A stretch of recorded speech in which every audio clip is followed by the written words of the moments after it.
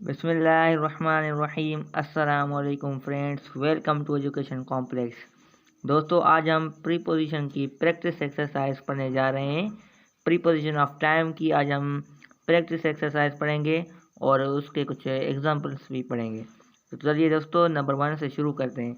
Number 1 है I have no school on Sundays, in Sundays, at Sundays.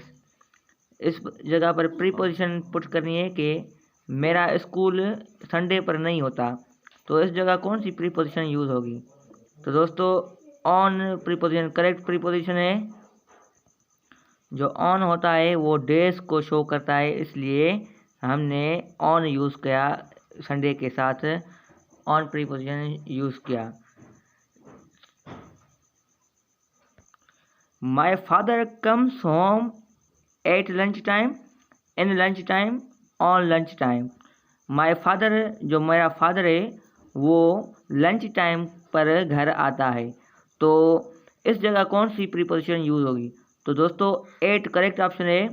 Eight इस जगह use होगी क्योंकि जो लंच टाइम है वो एग्जैक्ट टाइम है। जो एट प्रीपोजिशन होती है वो एग्जैक्ट टाइम को शो करती है, इसलिए लंच टाइम के साथ एट प्रीपोजिशन यूज़ होगी।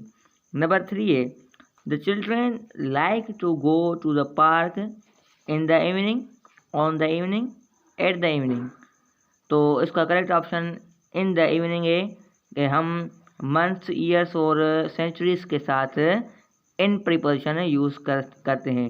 दोस्तों, इसके लेक्चर्स सुनने के लिए मैंने 3 लेक्चर्स की प्लेलिस्ट बनाई है, वो सुनिए तो आपको बहुत बड़ा फ़ायदा होगा। नंबर 4 है Lots of people buy new clothes at Eid, in Eid, on Eid। बहुत सारे पीपल ईद के दिन पर क्लॉथ्स खरीदते हैं। तो इस जगह कौन सी प्रीपोजिशन यूज़ होगी? तो दोस्तों, ऑन ईद इसके साथ प्रीपोजिशन यूज़ होगी ऑन, क्योंकि ये जो ऑन होता है वो डेज एंड डेट्स को शो करता है, इसलिए ईद भी एक दिन है तो उसके साथ ऑन यूज़ होगा। नंबर 5 है What are you doing in the evening, on the evening, at the evening। तो आप इवनिंग में क्या करते हैं? तो इसके साथ दोस्तों इन यूज़ प्रीपोजिशन यूज़ होगा, क्योंकि इन जो होता है वो सेंचुरीज, ईयर्स एंड मंथ्स को शो करता है। नंबर 6 है mother always tells us a story at the bed time, in bed time, on bed time. जो हमारी मदर है वो हमें बेड टाइम पर स्टोरी सुनाती है। तो इसके साथ कौन सी प्रीपोजिशन यूज़ होगी? तो दोस्तों, इसके साथ एट प्रीपोजिशन यूज़ होगी। एट इसका करेक्ट ऑप्शन है। एट जो होता है वो एग्जैक्ट टाइम को शो करता है। तो जो बेड टाइम है वो एग्जैक्ट टाइम है कि जो बेड सोने का वक्त होता है तब हमारी जो मदर है वो स्टोरी हमको सुनाती है। नंबर 7 है We finished our homework on the same time, in the same time, at the same time। हमने अपना काम सेम ही वक्त पर मुकम्मल किया।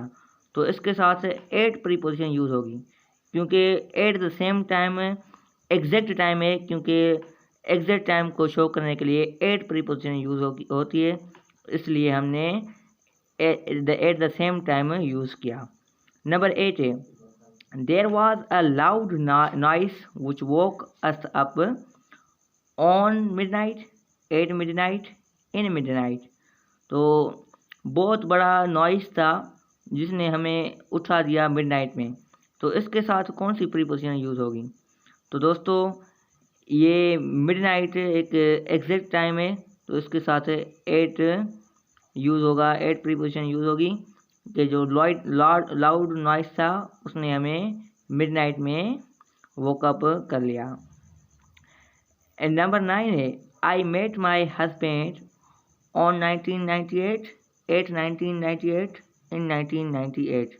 मैं अपने हस्बैंड के साथ 1998 में मिली। तो इसके साथ कौन सी प्रीपोजिशन यूज़ होगी? तो दोस्तों, जो इन प्रीपोजिशन है वो करेक्ट है। जो इन होता है वो सेंचुरीज, मंथ्स एंड ईयर्स को शो करने के लिए यूज़ होता है।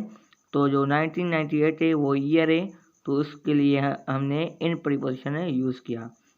नंबर 10 है the school is opening in Saturday, on Saturday, at Saturday. जो स्कूल है वो ओपन हो रहे हैं सैटरडे को, तो इसके साथ कौन सी प्रीपोजिशन यूज़ होगी, इन, ऑन या एट। तो जो डेज या डेट्स के साथ प्रीपोजिशन यूज़ होती है वो ऑन होती है, तो हम इस जगह भी ऑन यूज़ करेंगे कि the school is opening on Saturday. तो दोस्तों आई एम होपफुल कि ये आपको बहुत अच्छी तरह से समझ में आ गए होंगे। और दोस्तों आई एम आल्सो होपफुल कि आप मेरे चैनल को भी सब्सक्राइब करोगे। शुक्रिया।